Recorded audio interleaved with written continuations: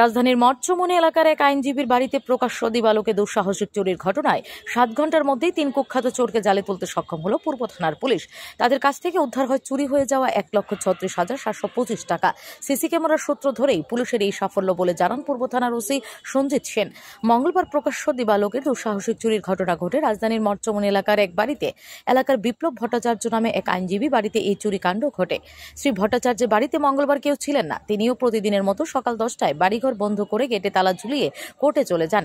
সন্ধ্যায় বাড়ি ফিরে এসে দেখেন তাদের গেটে তালা ভাঙা, দরজা খোলা এবং ভেতরে জিনিসপত্র এলোমেলো। বিষয়টি তিনি সাথে সাথেই পূর্ব থানায় জানান। খবর পেয়ে পূর্ব থানার পুলিশ ঘটনাস্থলে ছুটে যায় এবং চুরিকাণ্ডের তদন্ত শুরু করে। এক্ষেত্রে পাশের বাড়ির এক সিসি ক্যামেরার সাহায্য নেয় পুলিশ।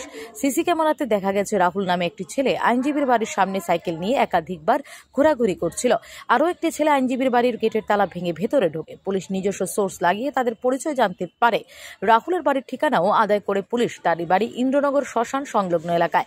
মঙ্গলবার সন্ধ্যা রাতে পুলিশ তার বাড়িতে হানা দেয়। তখন বাড়িতে ছিল রাহুল দাস। তাকে জেরা করে এবং তার বাড়ি তল্লাশি চালিয়ে 1,36,725 টাকা উদ্ধার করে পুলিশ।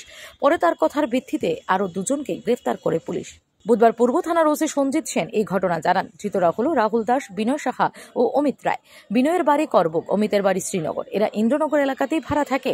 ধৃতদের বিরুদ্ধে বিভিন্ন থানায় একাধিক চুরি ও বাইক চুরির মামলা রয়েছে বলে জানান ওসি।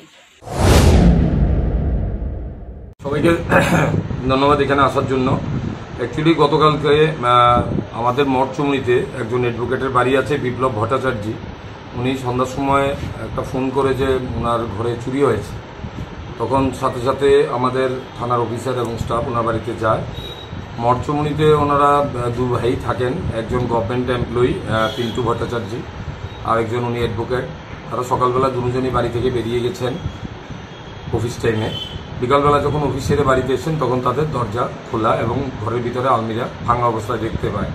তখন আমাদের অফিসার্স, আমরা 3 জন অফিসার্স এবং টিম আমাদের পাঠাই ওখানে ইনভেস্টিগেশন করার পর দেখা যায় পার্শ্ববর্তী একটা বাড়িতে একটা সিসিটিভি ফুটেজ আছে।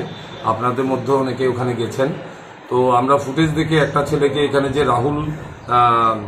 রাহুল যে আছে, রাহুল দাস, এই ছেলেটা, সে একটা বাইসাইকেল নিয়ে মুভমেন্ট করেছে ওই গলিতে, তাকে দেখা গেছে। এবং গেটের বা ওই বিপ্লব ভট্টাচার্যের গেটে যে এন্ট্রি করেছে এটাও একটা পোর্শনে দেখা গেছে। তখন আমরা তাকে আইডেন্টিফাই করি। সে আমাদের এই থানাতে আগেও অ্যারেস্ট হয়েছে। তার পিছনে আমরা লোক লাগাই, সে কোথায় থাকে। তো লোক লাগানোর পর সে টাউন ইন্দ্রনগর শ্মশানের এখানে তারা ভাড়া থাকে এক বাড়িতে, আমরা সোর্সের মাধ্যমে জানতে পেরেছি। Bureau report, S Bharat live 24 hours.